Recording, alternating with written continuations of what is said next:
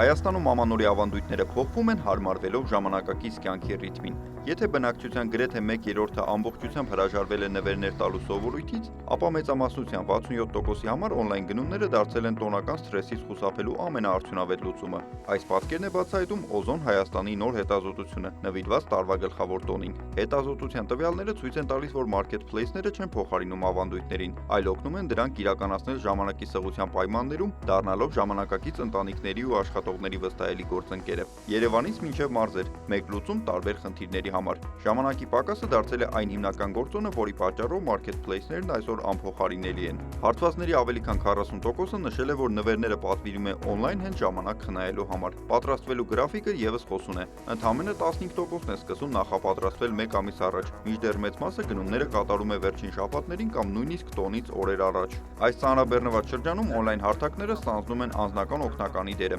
Հայաստանի բնակիչների 67%-ը նշում է, որ մարքեթփլեյսների շնորհիվ զգալիորեն խնայում է ժամանակ։ Ավելի քան կեսը այստեղ գտնում է նվերների գաղափարներ, իսկ շատերի համար օնլայն գնումները լուծում են նաև ապրանքների սահմանափակ ընտրության խնդիրը։ Մարզերում մարքեթփլեյսների դերը հատկապես կարևոր է։ Դրանք վերացնում են աշխարհագրական սահմանները, ապահովելով մայրաքաղաքին համարժեք ընտրանի։ Երևանում իր հերթին առավել գնահատվում են արագությունն ու հարմարավետությունը։ Սակայն թե մայրաքաղաքում, թե մարզերում համաձայն են մեկ հարցում. առանց օնլայն հարթակների այսօր ամանորին պատրաստվելը զգալիորեն ավելի բարդ կլիներ։ Հարցվածների գրեթե 28%-ը նշում է, որ ընդհանրապես նվերներ չի տալիս, իսկ յուրաքանչյուր 4-րդը նվերներ է նախատեսում միայն երեխաների համար։ Միևնույն ժամանակ աշխատավայրերում նվերների փոխանակումը ավելի համակարգված է։ Ամենատարածված ձևաչափը գաղտնի Սանտան է, որին մասնակցում է հարցվածների 35%-ը։ Այն հատկապես սիրված է երիտասարդների եւ կանանց շրջանում, խաղարկային ու թիմային լինելու շնորհիվ։ Եվս 28%-ը նվերներ է տալիս առանց ֆորմալ կանոնների, հիմնականում ավագ սերունդը։ Օզոն Հայաստանի վերլուծաբանների տվյալներով նվեր ընտրելիս 27%-ի համար առաջնային են որակն ու կազմը,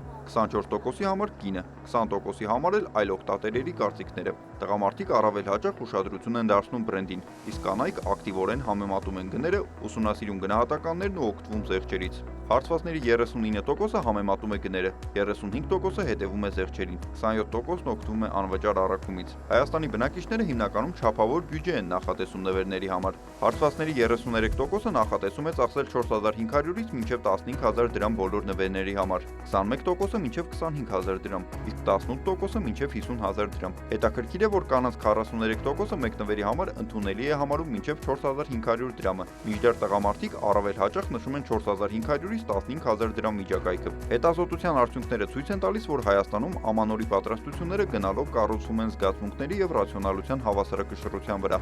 Օզոն Հայաստանը հետազոտությունն իրականացրել է նոյեմբերին, հարցմանը մասնակցել է ավելի քան 600 մարդ։